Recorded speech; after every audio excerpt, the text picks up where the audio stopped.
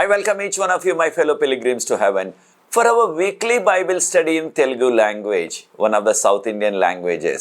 This is the 13th Sabbath School lesson study in Telugu language. Now I will switch over to Telugu language. ప్రియ సోదరి సోదరులారా, మిమ్మల్ని అందరినీ కూడా మన వారపు బైబిల్ పఠనానికి ఆహ్వానిస్తున్నాను. ఇది 13వ సబ్బాతు బడి పాఠం.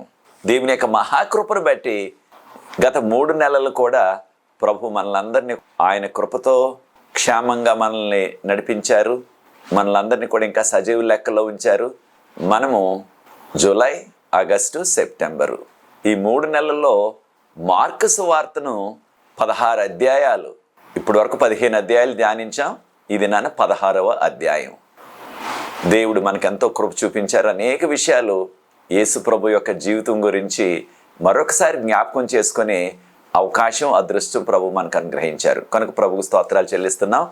ఈ యొక్క పాఠాలను ఇంగ్లీష్లో మన కొరకు ఎంతో కష్టపడి వీటిని మన కొరకు తయారు చేసి రచించిన వారు Thomas shepherd, doctor Thomas shepherd. వీరు అమెరికాలో జీవిస్తున్నారు, ఆండ్రూస్ యూనివర్సిటీలో. అక్కడ వారు బోధన చేస్తున్నారు అనమాట. ఎంఏ వారికి, పిహెచ్డి వారికి కూడా. దేవుని యొక్క మహాకృపను బట్టి వీరి కొరకు, వీరి కుటుంబం కొరకు మనం అందరం కూడా ప్రార్థించి దేవునికి స్తుతులు చెల్లిద్దాం. వచ్చే వారం నుంచి, అనగా ఆఖరు త్రిమాసం ఈ సంవత్సరంలో, అక్టోబరు, నవంబరు, డిసెంబరు, ఈ యొక్క 3 నెలల్లో మనము యోహాను సువార్తను ధ్యానించబోతున్నాం. యోహాను సువార్త నుంచి 3 నెలలు కూడా పాఠాలు నేర్చుకోబోతున్నాం. దాని కొరకు కూడా మనం ప్రార్థిద్దాం. ఇక 13వ సబ్బాతు బడి పాఠం యొక్క ఇంగ్లీష్ టైటిల్ ఏమని ఉందంటే రిజన్ లార్డ్. చాలా చక్కగా, సింపుల్గా, క్లుప్తంగా ఇచ్చారు. రిజన్ లార్డ్ అని ఇచ్చారు. మన యొక్క భాషలో దీన్ని పునరుద్ధానుడైన ప్రభువు అని నేను తర్జుమా చేస్తున్నాను. పునరుద్ధానుడైన ప్రభువు. పునరుద్ధానం అంటే ఆయన మరణించి సమాధి చేయబడి తిరిగి లేవటాన్ని మనం అందరం కూడా పునరుద్ధానం అంటున్నాం. కనుక పునరుద్ధానుడైన ప్రభువు. ఈ 13వ పాఠం యేసు ప్రభు యొక్క పునరుద్ధానం, అనగా ఆయన చనిపోయి సమాధి చేయబడి 3వ దినాన మరలా మృత్యుంజయుడై ఆయన లేచారు. ఈ యొక్క విషయం ఇంగ్లీష్లో రిజరెక్షన్ అంటున్నాం, మనం పునరుత్థానం అంటున్నాం మన భాషలో. ఇది ఇక ఏ మతంలో కూడా మనకు కనిపించదు. అనేక మతాలు ఉన్నాయి లోకంలో. ఆ మతాల్లో ఉన్న ఆ మత పెద్దలు కానీ, ఆ మతాల్లో పూజించబడుతున్న దేవుళ్ళు, దేవతలుగా ఉన్నవారు కానీ ఎవ్వరు కూడా చనిపోయిన తర్వాత మరలా లేచిన దాఖలాలు లేవు మనకి. యేసు ప్రభు వారు మాత్రమే ముందుగానే చెప్పేశారు, నేను మరణిస్తాను, 3వ దినాన్ని మరలా లేస్తానని. ఆయన చెప్పినట్లుగానే అక్షరాల ఆయన 3వ దినాన్ని లేచారు. 40 దినాలు అనేక మందికి ప్రత్యక్షమయ్యారు. అప్పుడు పరలోకం వెళ్ళిపోయారు. క్రైస్తవ మతంలో ఉన్న ప్రత్యేకత ఏమిటంటే యేసు ప్రభు వారు ముందుగానే చెప్పేశారు నేను మరణిస్తానని. అలాగే ఆయన చెప్పిన రీతిగానే 3 దినాలు లేచారు. అనేక మందికి ప్రత్యక్షం అయ్యారు, పరలోకం వెళ్ళిపోయారు 40 దినాల తర్వాత. ఎంత గొప్ప ధన్యత చూడండి మనకి. ఈ 13వ పాఠం, ఆఖరు పాఠం మార్కు సువార్త మీద మనకి ఈ త్రిమాసంలో. ఇది మార్కు సువార్త 16వ అధ్యాయం అంతా ప్రార్థనాపూర్వకంగా చదవండి. దాంతోపాటు మత్తయి సువార్త 28 అధ్యాయం, లూకా 24 అధ్యాయం, యోహాను సువార్త 20 అధ్యాయం. ఈ అధ్యాయాలు 4 కూడా అనేకమైన విషయాలు మనకి యేసు ప్రభు యొక్క పునరుత్థానం, అనగా యేసు ప్రభు మరణించి సమాధి చేయబడి 3వ దినాన్ని లేచి అనేక మందికి ప్రత్యక్షమైన ఆ మహత్తర ఘట్టాన్ని మనము కొన్ని విషయాలు ధ్యానం చేసుకోబోతున్నాం. కనుక ఇంతవరకు మనల్ని నడిపించిన ప్రభువుకు స్తుతులు చెల్లిస్తూ, రాబో దినాల్లో కూడా ఆయన కృపతో మనల్ని నడిపించాలని, కాచి కాపాడాలని ప్రార్థన చేసుకుని ఈ 13వ పాఠాన్ని మార్కు సువార్త 16వ అధ్యాయం నుంచి తక్కిన అధ్యాయాల నుంచి నేర్చుకోబోతున్నాం. ప్రార్థన. పరిశుద్ధ ప్రేమ గల మా తండ్రి, మీకు స్తుతులు, స్తోత్రాలు, వందనాలు చెల్లిస్తున్నాం. మమ్మల్ని, మా కుటుంబాల్ని, మా సంఘాల్ని, మా ప్రాంతాల్ని గత 3 నెలల్లో మమ్మల్ని కాచి కాపాడి అనేక ఒడిదుడుకుల నుంచి మమ్మల్ని తప్పించి మమ్మల్ని ఇంకా సజీవ లెక్కలో ఉంచి ఈ మార్కు సువార్తలో ఆఖరు పాఠాన్ని చదువుకునే ధన్యత మాకు అనుగ్రహిస్తున్నందుకు వందనాలు చెల్లిస్తున్నాం. దీన్ని వీక్షిస్తున్న ప్రతి వ్యక్తిని, వారి కుటుంబాలని ఆశీర్వదించండి. మా కొరకు ఎంతో శ్రమపడి ఈ మార్కు సువార్త మీద 13 పాఠాలు వాటిని సిద్ధం చేసి రచించిన డాక్టర్ థామస్ షెపర్డ్ గారిని, వారి కుటుంబాన్ని ప్రత్యేకంగా దీవించండి. దీన్ని ఎవరైతే వీక్షించారో వారందరినీ దీవించండి. ఇతరులతో ఈ యొక్క పాఠాన్ని, ఈ వీడియోని ఇతరులు ఎవరైతే పంచారో వారందరినీ దీవించమని, నాకు ఇక్కడ సహకరిస్తున్న యవన బిడ్డలందరినీ కూడా ప్రత్యేకంగా దీవించమని, నీ కృపాసన్నిధి మాతో ఉంచవలసిందని, ఈ దీన పరిచర్య ఇంకా కొనసాగటానికి నీ కృపను నాకు అనుగ్రహించి నడిపించవలసిందని యేసు ప్రభువు వారి పరిశుద్ధమైన నామమును బట్టి ప్రార్థిస్తున్నాను తండ్రి. ఆమేన్. ప్రియ సోదరి సోదరులారా, మనకి ఇవ్వబడిన మూలవాక్యం, కంఠద వాక్యం మార్కు సువార్త 16:6. మార్కు సువార్త 16:6 మన మూలవాక్యం, కంఠద వాక్యం ఉన్నది. ఇది ఎవరైనా సరే ఇక్కడున్న యవనస్తులు దీన్ని చదివి వినిపించవలసిందిగా మన భాషలో కోరుతున్నాను. మార్కు సువార్త 16:6. అందుకతడు, కలవరపడుకుడి, సిలువ వేయబడిన నజరేయుడగు యేసును మీరు వెతుకుచున్నారు. ఆయన లేచి ఉన్నాడు, ఇక్కడ లేడు. వారు ఆయనను ఉంచిన స్థలము చూడుడి. Thank you. ఈ యొక్క కంఠద వాక్యాన్ని, ఈ మూల వాక్యాన్ని చదివి వినిపించిన వారు పాస్టర్ స్టీవెన్ గారు. వీరు MA ఆఖరి సంవత్సరం చదువుతున్నారు బైబిల్ గ్రంథంలో. వీరికి ఒక చిన్న కుమారుడు ఉన్నాడు. వారి భార్య గారు, వారి కుమారుడు ఇంటి వద్ద ఉన్నారు విజయవాడ దగ్గర. వీరు ఇక్కడ చదువుకుంటున్నారు. ఇదివరకు ఇక్కడ చదువుకొని డిగ్రీ వెళ్ళిపోయారు. బైబిల్ గ్రంథంలో డిగ్రీ చదువుకుని వెళ్ళారు. మరలా కొంతకాలం పరిచర్య చేసిన తర్వాత మరలా ఇంకా అనేక విషయాలు ఎక్కువగా నేర్చుకోవటానికి MA చదువుకోవటానికి వచ్చి అది కూడా ఇక ముగిసిపోతుంది, అయిపోతుంది అన్నమాట. కనుక పాస్టర్ స్టీవెన్ గారి కొరకు మనందరం కూడా వారి కుటుంబం కొరకు ప్రార్థిద్దాం. థ్యాంక్ యూ పాస్టర్ గారు చదివినందుకు. యేసు ప్రభువును సిలువ వేసినప్పుడు ఆ దినం సిద్ధపాటు దినం అని చెప్పబడ్డది. మార్కు సువార్త 15:42. అదే రీతిగా యోహాను సువార్త 19:31. అదే రీతిగా లూకా సువార్త 23:54 నుంచి మత్తయి సువార్త 27 కూడా సిద్ధపాటు దినం, విశ్రాంతి దినానికి ముందు దినం సిద్ధపాటు దినం అని యూదులు ఈనాటికి కూడా అంటారు. అనగా విశ్రాంతి దినం కొరకు, ఆరాధన కొరకు సిద్ధపడటం అన్నమాట. ఒక రోజు ముందే వారు సిద్ధపడతారు కనుక దీనిని వారు సిద్ధపాటు దినం అని పిలిచారు. కనుక యేసు ప్రభు చనిపోయింది ఖచ్చితంగా శుక్రవారం రోజు. విశ్రాంతి దినానికి ముందు రోజు శుక్రవారం. మన భాషలో శుక్రవారం అంటున్నాం. ఆ దినాల్లో వారు ప్రిపరేషన్ డే అనేవారు. ఈ రోజు కూడా ప్రిపరేషన్ డే అంటున్నారు వారు. అనగా సిద్ధపాటు దినం అనమాట. కారణం దీనిని మనం అర్థం చేసుకోవాలా.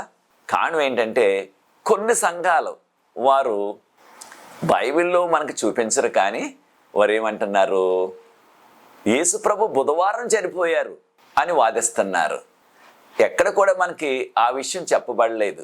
వారి యొక్క వాదన ఏమిటంటే యేసు ప్రభు యోనాలాగే 3 దినాలు అనగా 3 పగళ్ళు 3 రాత్రులు ఆయన సమాధిలో ఉంటానన్నారు. కనుక మరి 3 దినాలు అవ్వాలంటే 72 గంటలు అవ్వాలి, దినానికి 24 గంటలు. కనుక వారి ఉద్దేశం, బైబిల్లో లేదది, వారి ఉద్దేశాన్ని బైబిల్ మీద రుద్దుతున్నారు అంతే. చాలాసార్లు చాలామంది ఈ విషయాన్ని చేస్తున్నారు. వారి సొంత ఉద్దేశాన్ని బైబిల్ మీద రుద్దేస్తారు. ఇదే బైబిల్ చెప్తుంది అంటారు. బైబిల్ ఎక్కడ చెప్పబడలేదు ఆ విధంగా. ఖచ్చితంగా ఎంతో విపులంగా యేసు ప్రభు మరణించిన దినము సిద్ధపాటు దినం అని మనం ఈ వాక్యాలు గమనించాం. మార్కు సువార్త 15:42, యోహాను సువార్త 19:31, లూకా సువార్త 23:54 నుంచి మత్తయి సువార్త 27 ఆఖరి భాగంలో కూడా సిద్ధపాటు దినం అని చెప్పబడ్డది. కనుక ఈ విషయాన్ని మనం గుర్తించాల. యేసు ప్రభువును సిలువ వేసినప్పుడు ఆయన సిలువ మీద ఒక విషయాన్ని గవర్నర్ గారు రాయించారు. ఈ విషయాలు మనం యోహాను సువార్త 19:19 నుంచి చదువుతున్నాం. యోహాను సువార్త 19:19 నుంచి మనం 22 వరకు చదివినట్లయితే దానిలో ఆనాటి గవర్నర్ గారు అయిన పొంతు పిలాతు గారు ఆయన ఏమని రాయించారంటే ఒక నినాదం లాగా రాయించారనమాట. నజరేయుడైన యేసు ఆయన యూదులకు రాజు అని రాయించారు. అది 3 భాషల్లో రాయించారు. హిబ్రూ భాష, అది యూదులందరికీ కూడా మాతృభాష. గ్రీక్ భాష ఆ రోజుల్లో అంతర్జాతీయ భాష. ఇప్పుడు ఇంగ్లీష్ ఏ విధంగా అంతర్జాతీయ భాషలా ఉన్నదో ఆ రోజుల్లో 2000 సంవత్సరాల క్రిందట గ్రీకు భాష అంతర్జాతీయ భాష. మూడవ భాష కూడా రాయించారు, అది లాటిన్ భాష. అది రోమియోల భాష, ప్రభుత్వం భాష అన్నమాట. కనుక 3 భాషల్లో రాయించారు. సిలువ మీద దాన్ని పెట్టారు. పెట్టేటప్పటికి సిలువ వేసింది రోడ్డు ప్రక్కన కదా. ఆనాడు ఈనాడు కూడా ఈ గొల్గొతా కొండ, దాన్ని కలవరి కొండ అని కూడా అంటున్నాం మనం. అది రోడ్డు ప్రక్కనే ఉన్నది ఆ రోజుల్లో ఈ రోజుల్లో కూడా. వారు వెళుతున్నవారు వస్తున్నవారు రోడ్డు మీద వారు చదువుతున్నారు, నజరేయుడైన యేసు యూదులకు రాజు, లేకపోయినట్లేదు యూదులకు రాజు అయిన నజరేయుడైన యేసు అని రాశారు దాన్ని. అప్పుడు ఈ యొక్క యోధా మత పెద్దలు నాయకులు కూడా అది తీసేయండి, అది వద్దు మాకు అన్నారు. అప్పుడు గవర్నర్ గారు అన్నారు, నేను రాసింది ఇంక రాసేసాను, ఇక దాన్ని తీయను నేను, ఇక దాన్ని అలాగే ఉంచండి అన్నారు. అయితే వారు సర్లే మనకు కావాల్సింది ఆయన సిలువేసేయటం, ఆయన సిలువేసేసారు కనుక ఆయన ఏం రాసుకుంటే మనకెందుకులే అని విడిచిపెట్టేశారు దాన్ని. అయితే ఈ రోజున అప్పుడప్పుడు కూడా మనకి సిలువ మీద 4 అక్షరాలు ఇంగ్లీష్లో కనిపిస్తున్నాయి. INRI, ఇన్రి అని రాస్తున్నారు. అది షార్ట్ ఫామ్ అనమాట. INRI, ఇన్రి అని రాస్తున్నారు. దానికి అర్థం ఏమిటంటే ఈసూస్ నజరియన్ రెక్స్ యూదయ అని అంటారనమాట వారి భాషలో. I అంటే ఈసూస్, N అంటే నజరియన్, R అంటే రెక్స్, I అంటే యూదయ. ఇవన్నీ 4 కలిపినట్లయితే నజరేయుడైన యేసు, లేకపోయినట్లే యూదులకు రాజు అయిన నజరేయుడైన యేసు అని మనం తర్జుమా చేస్తున్నాం మన భాషలో. ఈ విధంగా రాసి పెట్టారు. దాంతోపాటు యేసు ప్రభు వారు మరణించినప్పుడు గత పాఠంలో మనం గమనించాం, అది సాయంత్రం 3 గంటలకి ఆయన చనిపోయారు. చనిపోయిన తర్వాత యోధా మత పెద్దలందరూ కూడా గవర్నర్ గారి దగ్గరికి, పొంతు పిలాతు గారి దగ్గరికి వెళ్ళి వారు ఏమన్నారు, అయ్యా మా మత ఆచార ప్రకారంగా ఎవరు కూడా విశ్రాంతి దినం, దాన్ని మన భాషలో శనివారం అంటున్నాం మనం, వారంలో 7వ రోజు, ఆ రోజున సిలువ మీద వేలాడకూడదు కనుక వారిని సిలువ మీద నుంచి తీయించేయండి, వారిని సిలువ మీద లేకుండా తీసేయండి అన్నారు. చూడండి వారికి ఎంత ఆచారాలు, చిన్న చిన్న విషయాలు కూడా ఎంత పర్టిక్యులర్గా ఎంత ప్రాధాన్యత ఇచ్చారో చూడండి ఆచార వ్యవహారాలకి. అంత దారుణంగా ఆ పండగ రోజున యేసు ప్రభువును ఆయనలో ఏ లోపం లేకపోయినప్పటికీ ఏదో ఒక వంక చూపి, ఏంటి వారు చూపించిన వంక, ఆయన దేవదోషని చేశాడు, నేను మెస్సియాను, నేను దేవుని కుమారుడని చెప్పుకున్నాడు అనేసి ఆయన సిలువ వేసేసి అంత దారుణం చేసేసి మళ్ళీ చూడండి ఏమంటున్నారు, విశ్రాంతి దినం రోజున ఎవరు కూడా సిలువ మీద వేలాడటానికి వీల్లేదు, తీయించేయండి వారిని అన్నారు. దాంతోపాటు ఏమన్నారు, వారి యొక్క కాళ్ళు విరగొట్టేయాలన్నారు. దేనికి కాళ్ళు విరగొట్టేయటం అంటే మనకున్న చారిత్రక ఆధారాలు ఏమిటంటే, కొంతమంది అంతకుముందు అప్పుడప్పుడు సిలువ వేసిన వారు, సాధారణంగా సిలువ వేయబడిన వారు 5-6 రోజుల వరకు వేలాడుతూ ఉంటారు. ఒక రోజులో ఎవరు చనిపోరు. వారు ఆ శుక్రవారం మధ్యాహ్నం వరకు ఇంకా బ్రతికే ఉన్నట్లయితే సిలువ మీద, వారిని ఆ సిలువ మీద నుంచి మేకులు తీసేసేవారంట ఆ రోమా సైనికులు. అది యూదుల ఆచారం, ఎవరు కూడా సిలువ మీద వేలాడకూడదు విశ్రాంతి దినం అని. అప్పుడు మేకులు తీసేసిన తర్వాత మనకున్న చరిత్రక ఆధారాలు ఏంటంటే, కొంతమంది వారిలో నెమ్మదిగా ఆ రాత్రికాడ అలాగే ఉండి ఆ విశ్రాంతి దినాన్న నెమ్మదిగా నడిచి వెళ్ళిపోతున్నారంట. ఇంకా చనిపోలేదు కదా, బహుశా 1 రోజు 2 రోజులు అయి ఉంటుంది సిలువేసి. ఆ కాళ్లకు చేతులకు కొట్టిన మేకులు తొలగించేశారు కనుక ఆ వ్యక్తి నెమ్మదిగా నడుచుకుంటూ వెళ్ళిపోతున్నాడు. అప్పుడు దాన్ని చూస్తానే ఉన్నారు అక్కడున్న యూదులు. కానీ వారి యొక్క ఆచారం ఏంటి, విశ్రాంతి దినాన్ని ఎవరిని కూడా పట్టుకోకూడదు, ఎవరిని కూడా బంధించకూడదు. కనుక ఆ వ్యక్తి నెమ్మదిగా నడిచి వెళ్ళిపోతున్నాడు. అతను హంతకుడే, లేకపోతే దుండకుడే, నేరస్తుడే అయినప్పటికీ ఆయన పట్టుకోకూడదు, బంధించకూడదు, నెమ్మదిగా నడిచి వెళ్ళిపోతున్నాడు. కొంతమంది ఆయన వెనకాల ఎటు వెళ్ళిపోతున్నాడని చూడటానికి వెళ్తున్నారు. వెళ్తుంటే యూదుల ఆచార ప్రకారంగా విశ్రాంతి దినాన్న 1 కిలోమీటరే నడవాల. అది వారు పెట్టుకున్నారు సుమా ఈ సిద్ధాంతాలన్నీ.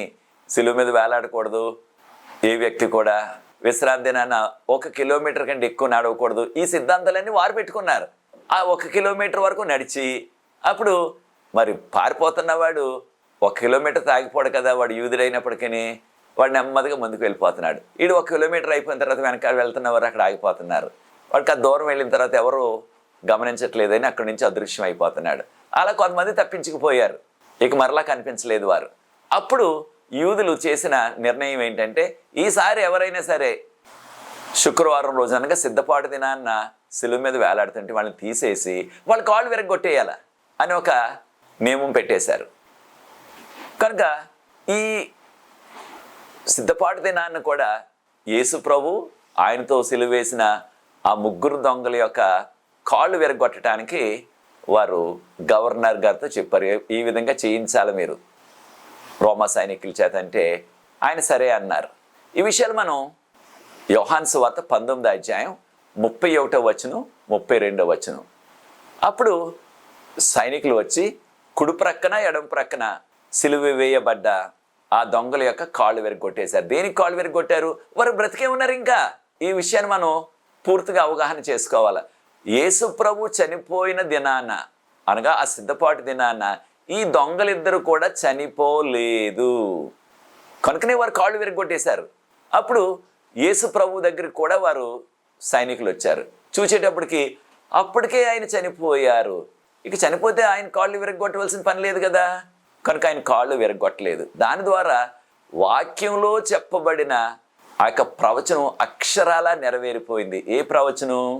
ఆయన ఎముకలలో ఒక్క ఎముక కూడా విరగొట్టబడలేదు అనే ప్రవచనం నెరవేరిపోయింది. యేసు ప్రభును ఆ శిలువ మీద నుంచి తొలగించేసి యోసేపు అరిమత్తయ్య గారు గవర్నర్ గారి దగ్గర అనుమతి తీసుకున్నారు. కనుక యేసు ప్రభు యొక్క శవాన్ని ఆ ప్రక్కనే ఉంది ఆయనకి ఒక తోట, యోసేపు అరిమత్తయ్య గారికి ఈ కల్వరి కొండకు దగ్గరలోనే ఉందన్నమాట. అక్కడి నుంచి ఆ శవాన్ని ఖరీదైన నార వస్త్రాలని మనకు తజ్జుబా చేస్తున్నారు, లైన్ క్లాత్ అంటున్నారు ఇంగ్లీష్లో. దానిలో తెల్లనిదన్నమాట, దానిలో చుట్టి సమాధి చేసేయడానికి తీసుకెళ్తున్నారు. అప్పుడు ఎంతో ధనికుడైన నికోదేము రాత్రి వేళ వచ్చాడు చూడండి యేసు ప్రభు గారి దగ్గరికి, యోహాను సువార్త 3వ అధ్యాయంలో. ఆయన, బోధకుడా నేను నిత్యజీవం పొందాలంటే ఏం చేయాలంటే ప్రభు వారు అన్నారు, నీవు నీటి మూలంగాను ఆత్మ మూలంగాను జన్మించాలన్నారు. ఆయన రాజుగారిని సమాధి చేయటానికి, రాజుగారు చనిపోతే ఆయన సమాధి చేయడానికి ఎంత అయితే సుగంధ ద్రవ్యాలు వాడతారో అంత, అనగా దాదాపుగా 50 కేజీలు పట్టుకొచ్చాడంట. చాలా ఖరీదు, 50 కేజీలు ఏకంగా. ఆ సుగంధ ద్రవ్యాలన్నీ కూడా యూదుల ఆచారం అది. ఆ శవానికి పూసి ఒక క్రొత్త వస్త్రంలో చుట్టి అప్పుడు సమాధి చేస్తారు. దూరం నుంచి చూస్తున్నారు స్త్రీలందరూ కూడా. తల్లి అయిన మరియా గారు, మగ్దలేని మరియా, చిన్న యాకోబు గారి తల్లి పేరు కూడా మరియా, సలోమి, యాకోబు యోహాన్ గారి యొక్క తల్లి. వీరందరూ కూడా, ఇంకా తక్కిన స్త్రీలు కూడా దూరం నుంచి చూచి ఎక్కడ సమాధి చేస్తున్నారో మరి దాదాపుగా ప్రొద్దు కృంగిపోతుంది. దగ్గరికి వెళ్ళినట్లయితే వారి యొక్క నమ్మకం ప్రకారంగా శవం దగ్గరికి వెళ్తే మనం అపవిత్రం అయిపోతాం, శవం దగ్గరికి వెళ్ళినట్లయితే, శవాన్ని ముట్టుకున్నట్లయితే మనం అపవిత్రం అయిపోతాం. ఈ పండుగను మనం ఆచరించలేము. అప్పుడు పస్కా పండుగ, మరుసటి రోజు పులియని రొట్టె పండుగ, 2 పండుగలు. ఆ దినాన పస్కా పండుగ సిద్ధపాటు దినాన్న, ఆ మరుసటి రోజు విశ్రాంతి దినం, ఆ రోజు పులియని రొట్టెల పండుగ. ఈ 2 కూడా చాలా ప్రాముఖ్యమైనవి. కనుక వారు దూరం నుంచి చూచి వెళ్ళిపోయి వారి యొక్క నియమ నిబంధనల ప్రకారం విశ్రాంతి దినాన్ని పరిశుద్ధంగా ఆచరించి, విశ్రాంతి దినం గడిచిపోయిన తర్వాత సాయంత్రం ప్రొద్దు కృంకిన తర్వాత మరలా అక్కడున్న దుకాణాలు తెరుస్తారు యూదుల ఆ వ్యాపారస్తులు.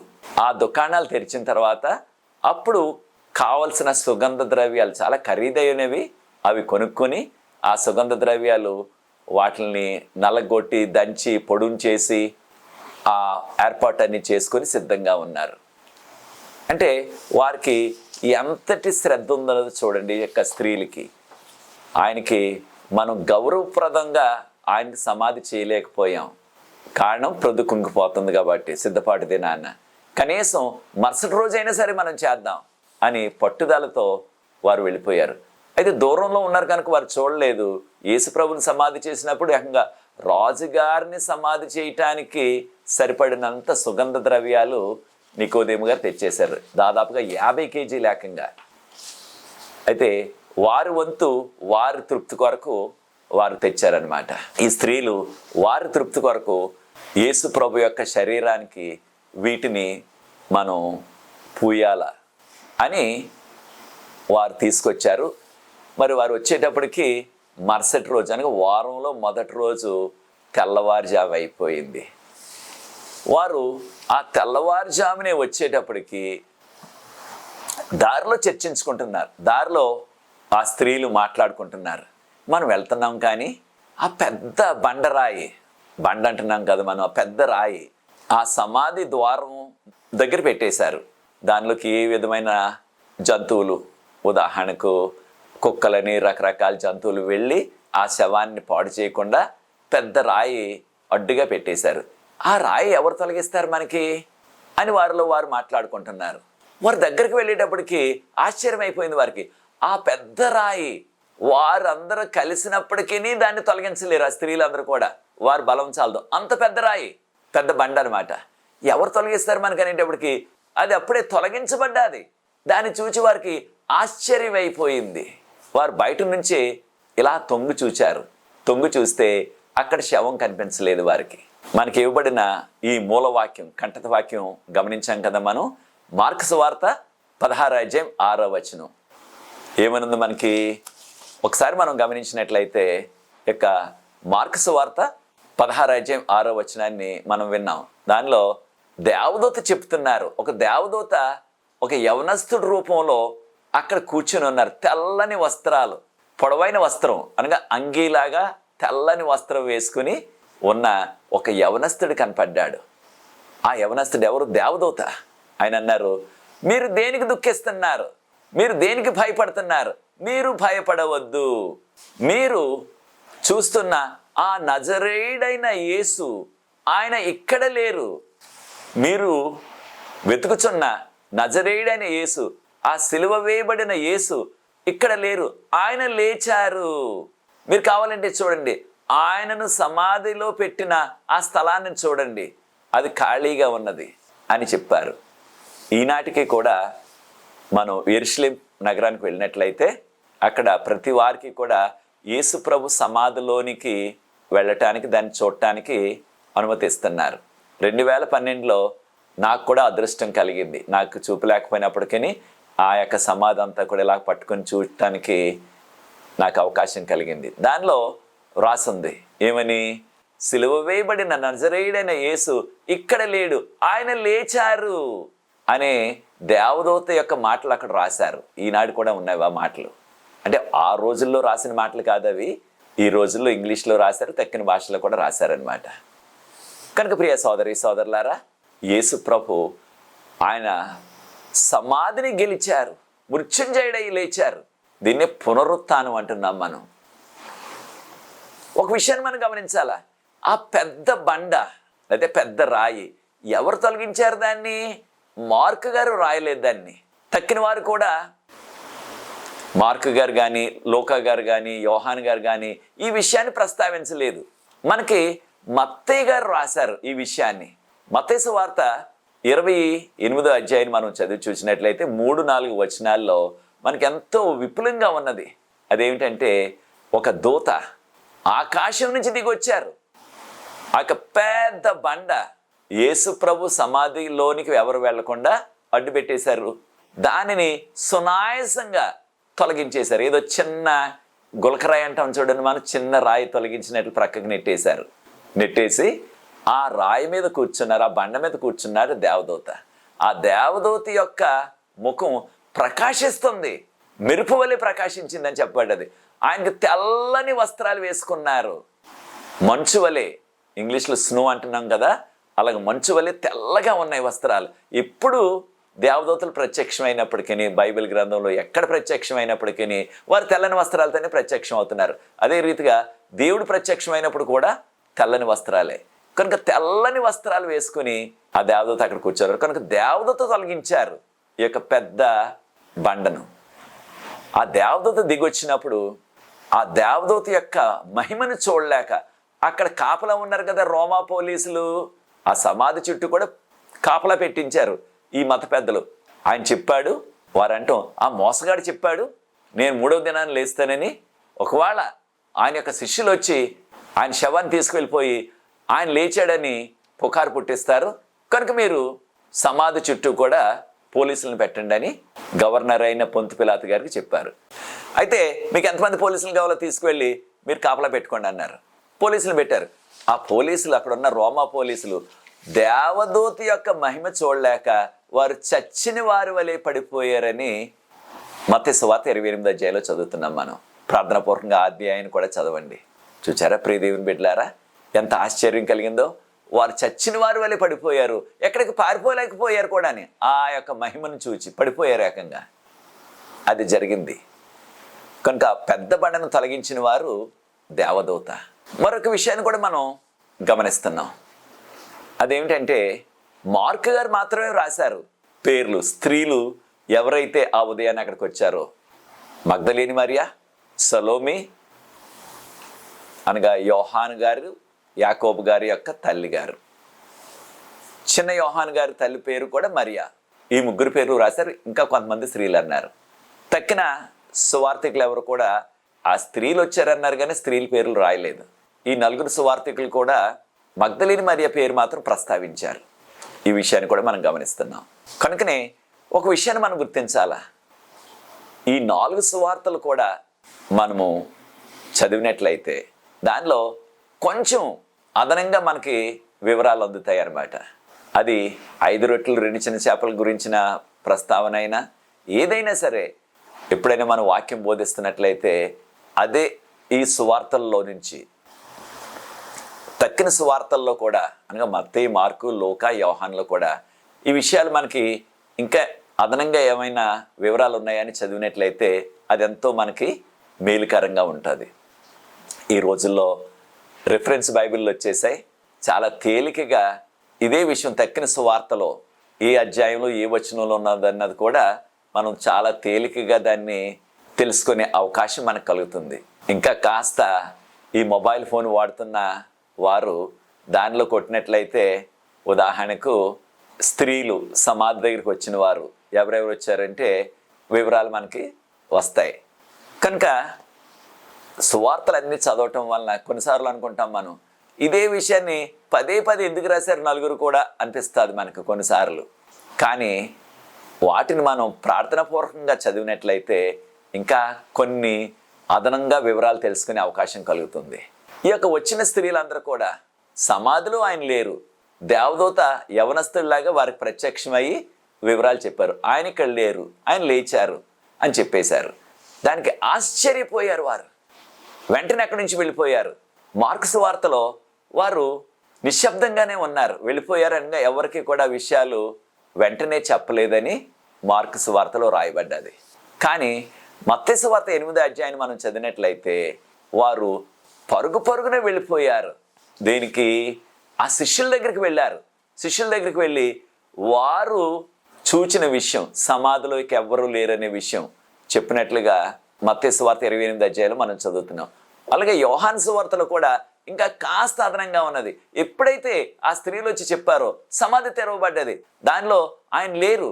ఈ విధంగా ఒక యవనస్తుడు ప్రత్యక్షమయ్యారు అక్కడ, మాకు తెల్లని వస్త్రాలు వేసుకుని. ఆయన చెప్పారు, మీరు వెతుకుచున్న ఆ నజరేయుడైన యేసు ఇక్కడ లేరు, ఆయన లేచారు అని చెప్పారు. అనగానే ఆశ్చర్యపోయి తక్కిన సువార్తలు రాయలేదు కానీ ఆ విషయాలు యోహాను గారు రాశారు.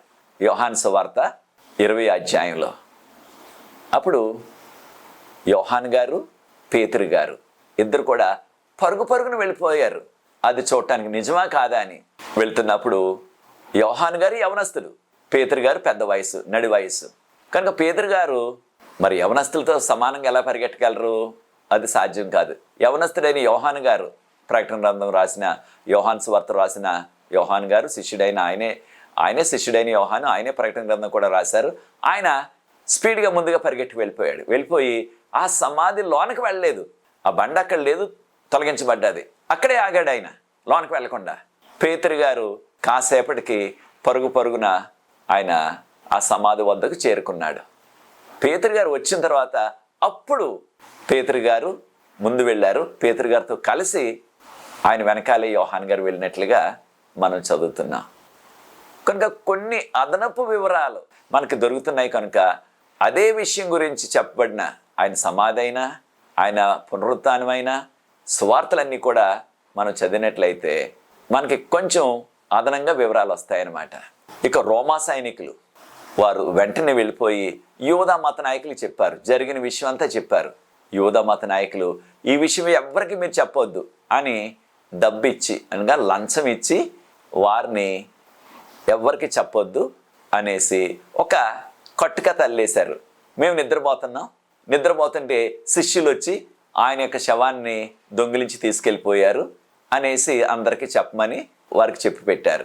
వారు లంచం తీసుకున్నారు కదా, డబ్బులు తీసుకున్నారు కదా, వారు చెప్పినట్లుగానే వారు వీధుల్లోకి వెళ్ళి ఈ విధంగా జరిగింది, తెల్లవారుజామున మేము కాస్త నిద్ర వచ్చేసింది, నిద్రపోతున్నాం, ఆ శిష్యులు వచ్చి ఆ శవాన్ని తీసుకువెళ్ళిపోయారు అని అబద్ధం చెప్పటం మొదలుపెట్టారు ఆ యొక్క యెరూషలేము నగర వీధుల్లో. ఈ విషయాన్ని కూడా మనం గమనించాలా. ఆ రోజుల్లో కానీ ఈ రోజుల్లో కానీ డబ్బులు ఇస్తే, లంచం ఇస్తే ఏదైనా చెప్పటానికి సిద్ధంగా ఉంటున్నారు చాలామంది. ప్రియ తోటి విశ్వాసులారా, మనం కూడా ఈ విధంగా ఏదో ఒక డబ్బు తీసుకొని, ఏదో కాస్త లంచం తీసుకుని, లేకపోయినట్లయితే ఏదో కాస్త మనకి ఒక పదవి ఇస్తారేమో సంఘంలో అనే దురుద్దేశంతో మనం లేనిపోని అబద్ధాలు చెప్తున్నామా, లేనిపోని విషయాలు చెప్తున్నామా, జరగని విషయాలు చెప్తున్నామా అనే విషయాన్ని మనం గుర్తించాలా. చాలాసార్లు మనం అబద్ధం చెప్పటానికి వెనుకాడటం లేదు. దేవుని యొక్క గ్రంథంలో మనకు చెప్పబడ్డది. ప్రకటన గ్రంథం 21వ అధ్యాయం 8వ వచనం ఆఖరి భాగం చూడండి. అబద్ధికులందరూ కూడా ఎక్కడ వేయబడ్డారు? నరకంలో, నరకాగ్నిలో వేయబడతారని చెప్పబడ్డది. కనుక మనం అబద్ధాలు చెప్పకూడదు. దేవుని బిడ్డలు యేసు ప్రభు నేనే సత్యమని అన్నారు. ఆయన కుమారులుగా కుమార్తెలుగా మనం సత్యమే చెప్పాలా, అబద్ధం చెప్పవద్దు. ఒకవేళ ఈ యొక్క రోమా సైనికులు, రోమా పోలీసులు లంచం తీసుకుని అబద్ధం చెప్పారు కదా, మేము నిద్రపోతున్నామని. ఆ రోజుల్లో ఎవరైనా సరే రోమా సైనికులు వారు పనిలో ఉండగా, అంటే డ్యూటీ అంటున్నాం కదా ఇంగ్లీష్లో, దానిలో ఉండగా నిద్రపోయినట్లయితే వారికి మరణశిక్ష వేసేసేవారంట. మరి వీరెవరికి కూడా మరణశిక్ష వేయలేదు. మరొక విషయం కూడా, మేము నిద్రపోతున్నాం అప్పుడు శిష్యులు వచ్చి తీసుకెళ్ళిపోయారన్నారు. నిద్రపోతున్నప్పుడు ఎవరు వచ్చారో వారికేం తెలుస్తుంది? మనం నిద్రపోయామనుకోని గాఢ నిద్రలో ఎవరు వచ్చారు, ఎవరు తీసుకెళ్ళారని ఎలా తెలుస్తుంది? శిష్యులు తీసుకెళ్ళిపోయారని చెప్తున్నారు వీరు, శిష్యులు తీసుకెళ్ళిపోయారని చెప్పారు. అది వాస్తవం కాదు, అబద్ధం అని అందరికీ తెలిసిపోతుంది. ఒకవేళ శిష్యులు తీసుకుపోయారు అని అనుమానం ఉందనుకోండి, అప్పుడు ఆ శిష్యుల్లో ఎవరో ఒకరిని, లేకపోతే అందరినీ కానీ లేకపోతే కొంతమందిని కానీ, ఆ శిష్యుల్లో అందరినీ కానీ లేకపోయినట్లయితే కొంతమందిని కానీ వారు ఎవరినైనా అరెస్ట్ చేయాలి కదా, బంధించాలి కదా, జైల్లో పెట్టాలి కదా, నువ్వే తీసుకెళ్ళిపోయావని. అది ఏమీ జరగలేదు. దానితో పాటు యేసు ప్రభు 40 దినాలు, ఒక్కరోజు కాదు, 2 రోజులు కాదు, సమాధిలోంచి లేచిన తర్వాత 40 దినాలు అనేక మందికి ప్రత్యక్షం అయ్యారు. మీకు సమయం ఉన్నప్పుడు 1 కొరింథీయులకు రాసిన పత్రిక 15వ అధ్యాయం 1-8 వచనాలు చదవండి. ఒక సందర్భంలో 500 మంది ఉన్నారు ఏకంగా, వారందరికీ ప్రత్యక్షం అయ్యారు ప్రభువారు. సమాధిలో నుంచి లేచిన తర్వాత ఈ 40 రోజుల కాలంలో, ఆయన పరలోకం వెళ్ళిపోకముందు 40 రోజుల కాలంలో అనేక మంది ప్రత్యక్షం అయ్యారు, శిష్యులందరికీ ప్రత్యక్షం అయ్యారు. కనుక యేసు ప్రభు లేచారనే విషయం, సమాధిలో నుంచి లేచారనే విషయం అందరికీ కూడా అది బహిరంగంగా తెలిసిపోయింది. ఈ విషయాన్ని మనం గుర్తించాలా. ఈనాడు కూడా కొంతమంది అనుమానం పడేవారు ఉంటున్నారు. ఆయన లేచాడు లేదు మనకేం తెలుసు, ఏదో కట్టుకథ అనేవారు కూడా ఉంటున్నారు. ఆనాడు ఉన్నారు, ఈనాడు ఉన్నారు. అయితే ఆనాటి యోధా మత నాయకులు ఇదంతా కట్టుకథ, వీరేదో కల్పించేశారు, సమాధిలో నుంచి ఆయన శవాన్ని తీసుకెళ్ళిపోయారు అనేసి వారు ఒక కట్టుకథ, అబద్ధాన్ని ప్రజలందరికీ చెప్పేశారు. కొంతమంది నమ్మేశారు కూడా అని. కానీ వాస్తవాలు కళ్ళారా చూసిన వారు ఎలా నమ్ముతారు? మరొక విషయాన్ని కూడా మనం గమనించాలా. యేసు ప్రభు సమాధిలోంచి లేచారనే విషయం అది ఎవరో కల్పించిన కథ కాదు, వాస్తవం. వారు కళ్ళారా చూచారు. మీకు సమయం ఉన్నప్పుడు మార్కు సువార్త 16వ అధ్యాయం 9-20 వరకు ఉన్న వాక్య భాగం చదివినట్లయితే యేసు ప్రభు వారు మొట్టమొదటగా మనకి మగ్దలేని మరియకు ప్రత్యక్షమైనట్లు మనం చదువుతున్నాం. మార్కు సువార్తలో మార్కు గారు రాస్తూ మార్క్స్ వార్త 16:14 నుంచి ఆ మగ్దలేని మరియలో నుంచి యేసు ప్రభు వారు 7 దురాత్మలను వెళ్ళగొట్టారని చెప్పాడు. ఆయన లేచిన దినాన్ని కాదు సుమా, అంతకుముందే 7 దురాత్మలు ఈ యొక్క మగ్దలేని మరియలో ఉన్నవి. కనుకనే మగ్దలేని మరియ ఎంతో పాపపు జీవితాన్ని జీవించింది. అప్పుడు ఆ పాపపు జీవితాన్ని నుంచి ప్రభు విడిపించి ఆ యొక్క దురాత్మలు వెళ్ళగొట్టేసిన తర్వాత ఆ యొక్క పాపాత్మురాలు పరిశుద్ధురాలు అయిపోయింది. దేవునికి ఎంతో అంకితమైన సేవకురాలు అయిపోయింది. ప్రియ సోదరి సోదరులారా, మన జీవితాల్లో కూడా ఇటువంటి పాపాలు ఉన్నట్లయితే ఆ పాపాలు మన ద్వారా ఆ పాపాలు చేయటానికి మనల్ని ముందుకు నెడుతున్న వారు ఎవరంటే మనలో ఉన్న దురాత్మలని గుర్తించి ఆ దురాత్మలు మనలోంచి వెళ్ళిపోయేలాగా మనం ప్రార్థించాలా. లేకపోయినట్లయితే ఆ దురాత్మలు వెళ్ళగొట్టగలిగే ఆధ్యాత్మిక శక్తి ఉన్న ప్రార్థనా శక్తి ఉన్న వారి దగ్గరికి వెళ్ళి ప్రార్థన చేయించుకుని ఆ దురాత్మలు మనలోంచి వెళ్ళిపోయేలాగా మనం ప్రయత్నించాలా. కారణం మగ్దలేని మరియ వేశ్యగా జీవించింది తన మారు మనసు పొందక ముందు. 7 దెయ్యాలు వెళ్ళగొట్టారు కనుక ప్రభు ముందే తను భక్తురాలు అయిపోయింది. కనుక యేసు ప్రభు మొట్టమొదటిగా తనకి ప్రత్యక్షమైనట్లుగా మనం సువార్తల్లో చదువుతున్నాం. యోహాను సువార్త 20 చదివి చూడండి ప్రార్థనాపూర్వకంగా. మగ్దలేని మరియ గురించి ఇంకా మరికొన్ని అదనపు వివరాలు మనకి చెప్పబడ్డవి. తక్కిన స్త్రీలందరూ కూడా దేవదూత యవనస్తుడిగా ప్రత్యక్షమయ్యి ఆయన ఇక్కడ లేరు, లేచారు అని చెప్పగానే ఆశ్చర్యంతో వెళ్ళిపోయారు వారు.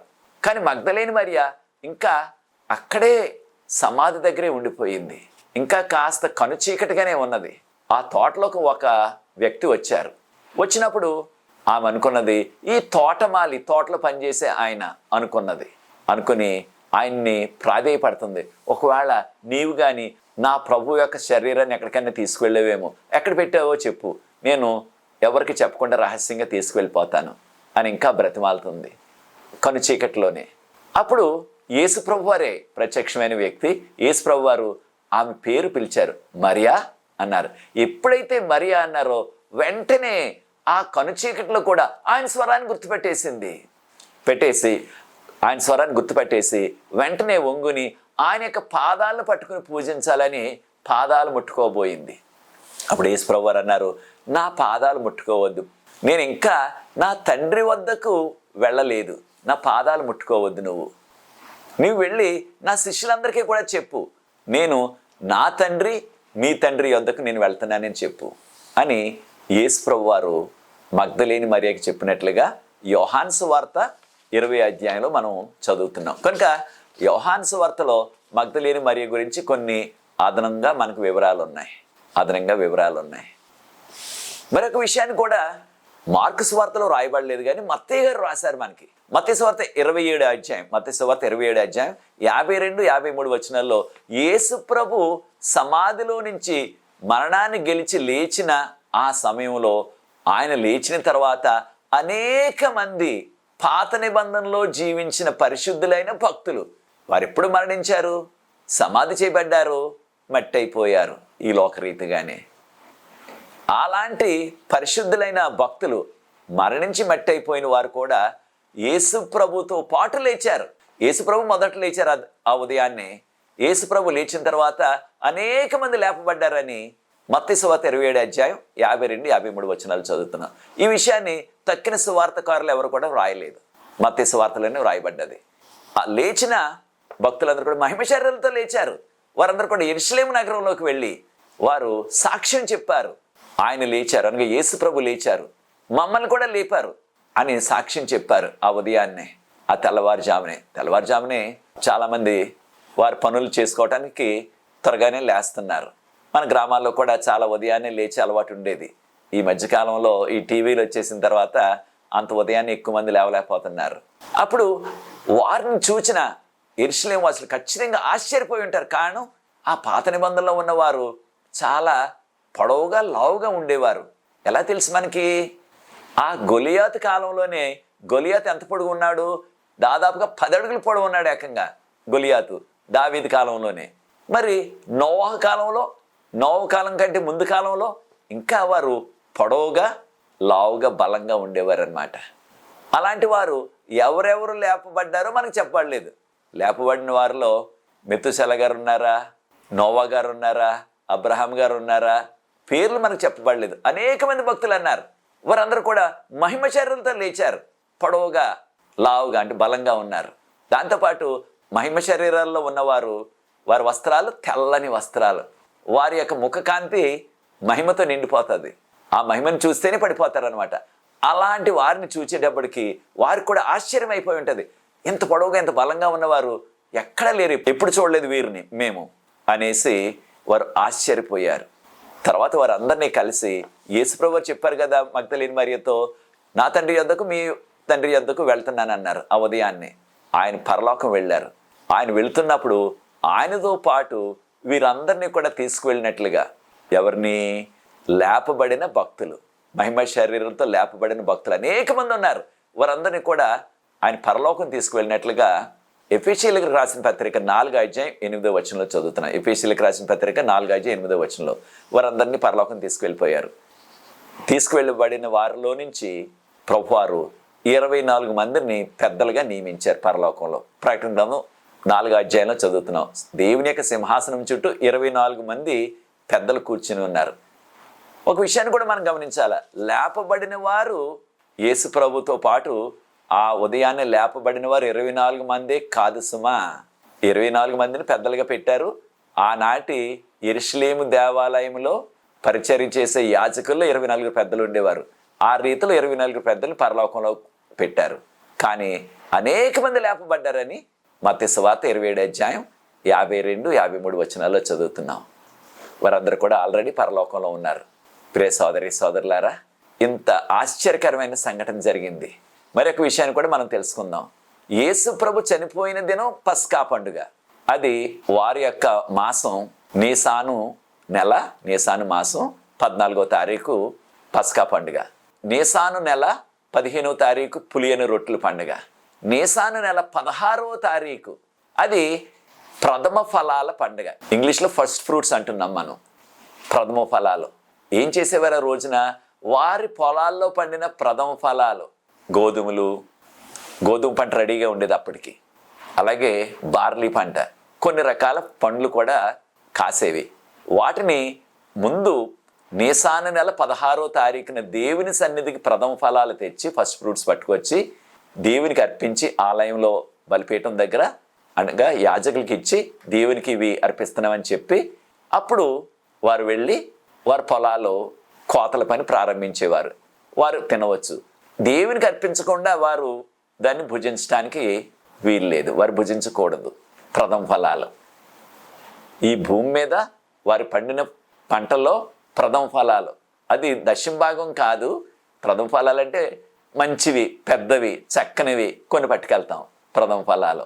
మన గ్రామాల్లో అది ఇంకా జరుగుతుంది. నగరాల్లో ఇది సాధ్యం కాదు కనుక నగరాల్లో ప్రథమ ఫలాలు మందిరానికి తేటం అన్నది అలవాటు తగ్గిపోయింది. యేసు ప్రభువారు ఆయనతో పాటు లేచిన ఈ పరిశుద్ధులందరినీ ఆ దినాన్న ప్రథమ ఫలాలుగా ప్రభువారు పరలోకం తీసుకువెళ్ళి తండ్రికి ప్రథమ ఫలాలుగా అర్పించారు.